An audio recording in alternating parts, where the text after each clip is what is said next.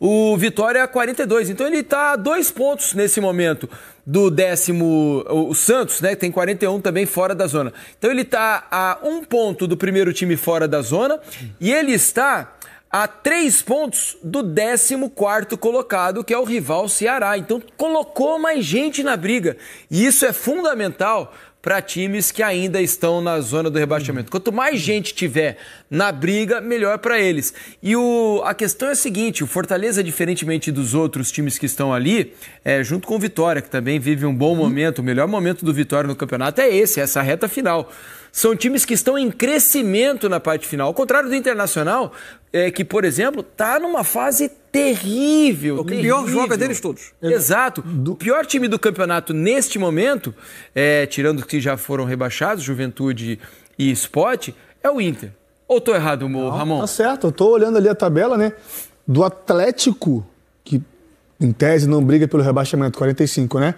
Até o Fortaleza, é isso. O Internacional é o que pior futebol jogado do Brasil. E olha como essa vitória de hoje contra o Galo foi importante, porque Santos venceu, Vitória venceu. E o Inter tem um confronto com o São Paulo na próxima rodada. Olha a importância dessa vitória. E se não vencem Santos e Vitória, o Fortaleza poderia estar melhor ainda, né? Ainda tem um detalhe, eu estava olhando aqui pelo número de vitórias. Sim. Inter, que joga contra o São Paulo fora. Santos, que joga contra o... Juventude fora, em Caxias. E o Vitória, que também joga fora, joga com o Bragantino. Isso. Qualquer desses três que tropeçar, o Fortaleza ultrapassa. Exato. Né, com uma vitória. Mesmo que seja o Vitória. Mesmo que o Vitória vá a 43, sim, o Fortaleza também é 43, mas ele supera em número de vitórias. O Vitória tem 10 vitórias, o Fortaleza também nesse momento. Então, se o Fortaleza ganhar, vai a 11 vitórias.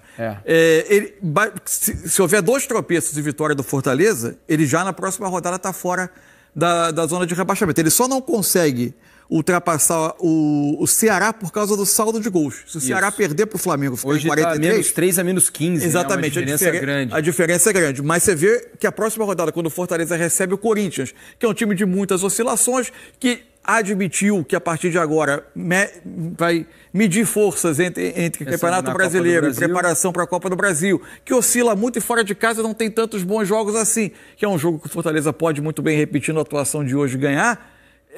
Ele pode, de repente, dar um salto e sair da zona de rebaixamento na próxima rodada. Vamos fazer o seguinte, vamos fazer um panorama aqui dessa reta final de Campeonato Brasileiro do ponto de vista dos times que estão ali na luta contra o rebaixamento. A gente tem aqui no nosso super telão os 2 jogos restantes para 5 equipes que estão na luta, né, para fugir dessas 2 últimas vagas. Então, 3 dessas equipes aqui vão escapar. 2 serão rebaixadas para 2026. O Ceará, que é o time que está mais à frente, olha, tem 43 pontos nesse momento, mas tem 2 jogos duríssimos, né? O primeiro é o jogo do título para o Flamengo, caso vença o Flamengo no Maracanã, né? O Flamengo vença o Ceará, o Flamengo fica com o título, então não vai dar mole.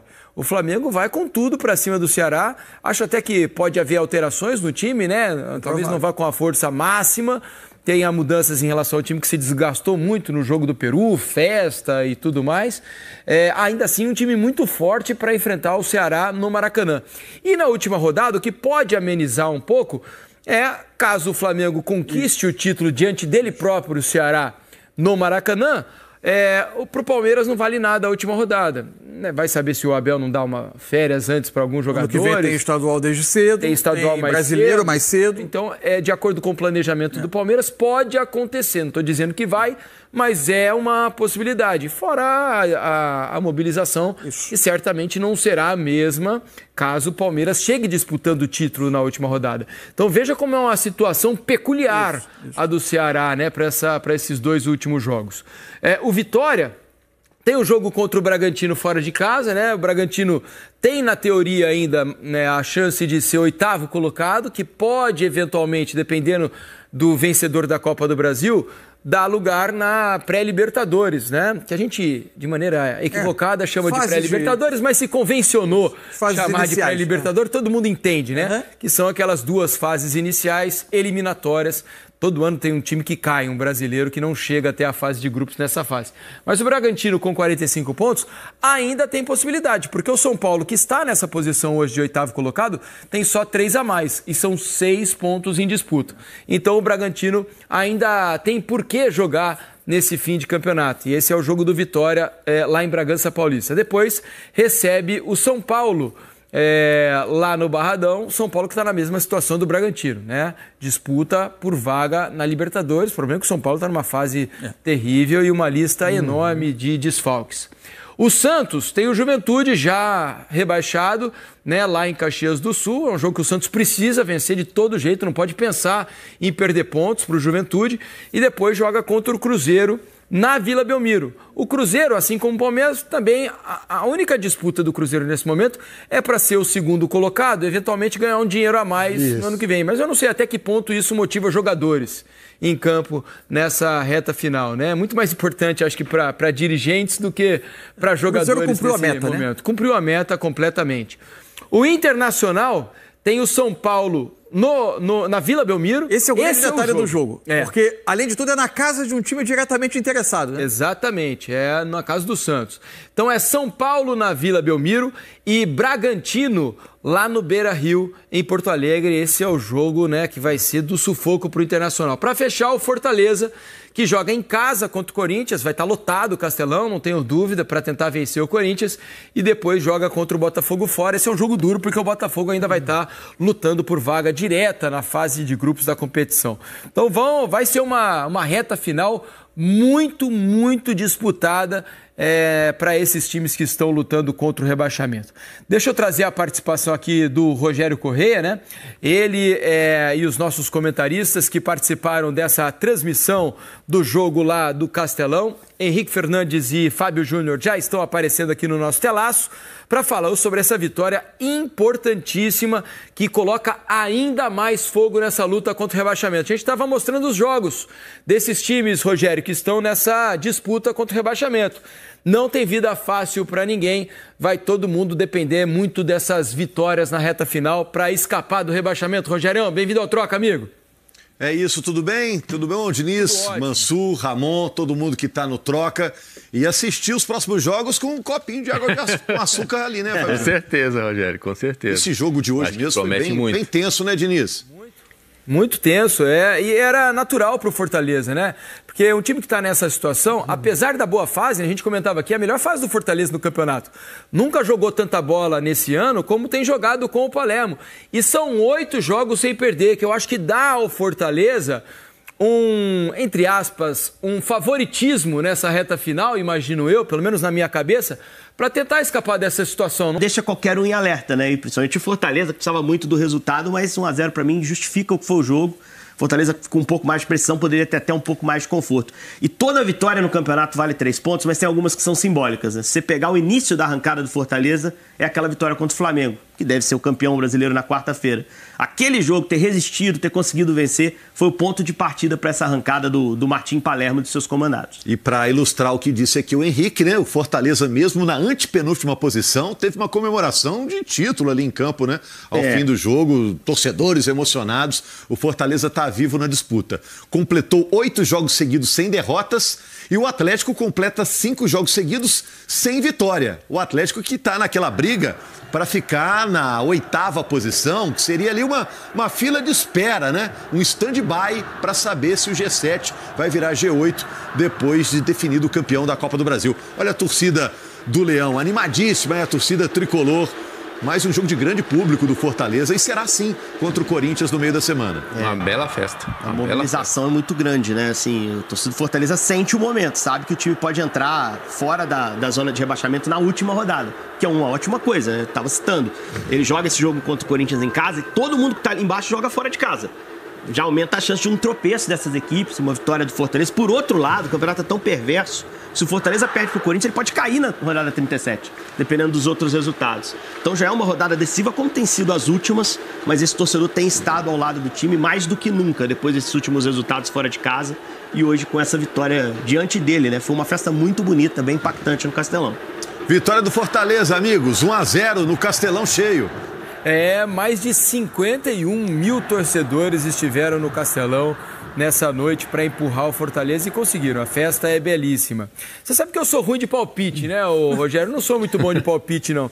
E não sei se é para alertar ou deixar esperançosos ou tristes os torcedores dos times que estão ali. Mas sabe que lá no GE, no nosso site, tem o simulador das últimas rodadas do campeonato. E fiz aqui, antes do programa, já preparei para vocês, não vou colocar na tela, né, porque isso não pode tirar foto, nem tirar print, né? Eu fiz uma simulação aqui. Eu vou dar a notícia para os rebaixados na minha simulação. E você acha que não iam fazer print, mas não vão fazer o corte do seu comentário agora? Pode ter um corte, mas o print fica mais feio. Fala, Rogério. Cuidado pra você não tomar um cartão amarelo por simulação, hein? Ó, você sabe que eu fiz as contas aqui. Apesar de esforço, na minha conta ainda caiu o Fortaleza. Com 43 pontos, o Fortaleza ainda... Ele tem quanto agora? 40. Então eu coloquei uma derrota e uma vitória nessas duas. Ganhando o Botafogo na última rodada. Exato, o Botafogo na última rodada, precisando ganhar. Jogando possivelmente a vaga direta. Exato. Esse foi meu pensamento aqui. Nas minhas contas aqui, ainda caiu o Fortaleza mesmo com essa recuperação. E caiu também o Internacional, também com 43 pontos. O primeiro fora na minha simulação foi o Ceará, que fez 44. Com 44 conseguiu escapar. Vamos ver se vai dar alguma coisa, se eu vou acertar alguma coisa. Mas o fato é que não dá para negar a mobilização de quase todas as torcidas, né, nessa reta final. E acho que também pode ser um fator determinante, né? Hoje a gente viu o povo do lado do Fortaleza, a gente tem visto a mesma coisa no Barradão em jogos do Vitória, o Santos na Vila Belmiro também tem enchido o estádio, o Ceará recentemente colocou muita gente por lá, então as torcidas estão se mobilizando, né? Ver qual torcida vai conseguir criar uma atmosfera favorável para, mesmo não jogando bem, conseguir o resultado que precisam, né, senhores? Porque hoje deu para ver bastante isso, assim, né? Para não tirar o print, tá certo. O Rogerião anda sempre na frente. É um cara muito mais inteligente do que eu. Valeu, meus amigos. Bom descanso para vocês aí. Uma coisa que é um traço do Campeonato Brasileiro é a briga contra o rebaixamento mais difícil do mundo. Não há lugar do mundo que se exija tanto... Eu estava olhando a última edição de 3 ligas europeias importantes que tem 38 rodadas, porque aí senão teria que fazer contagem de percentual de aproveitamento, tá? Se você pegar a Bundesliga ou Ligue 1 da França, que tem 18 clubes e são 34 rodadas. Na Premier League, que rebaixa só 3... Sim. O último rebaixado, o 18º, fez 25 pontos na última temporada. Caramba. Só que aí eu fui olhar o 17º, ele tinha 38 pontos. Tava praticamente derrotado a 2 rodadas do final do Campeonato Brasileiro. Na Série A da Espanha, foi rebaixado o 18º com 31. O 17º tinha 34, acabou com 34 pontos na última edição. Né? Um pouco mais parecido com aqui, mas ainda insuficiente para o Campeonato Brasileiro, a Liga Espanhola rebaixou com 40 pontos o 18º, 41 ficou o 17º, ele ainda estaria brigando, mas ele fez 41 ao final de 38 rodadas, certamente no Brasileiro. 41 ao final do campeonato, ele não tem chance. É que a disparidade lá, né, dos times que estão à frente com os times de baixo é muito maior do que a nossa aqui, né? Então, os times de cima ganham muito mais pontos. Concentra mais, né? Isso, em relação aos times de baixo, né? Mas é uma briga que vai ser duríssima, né, Ramon? Para essa reta final aí, vão ter que fazer ponto de qualquer jeito aí. Né?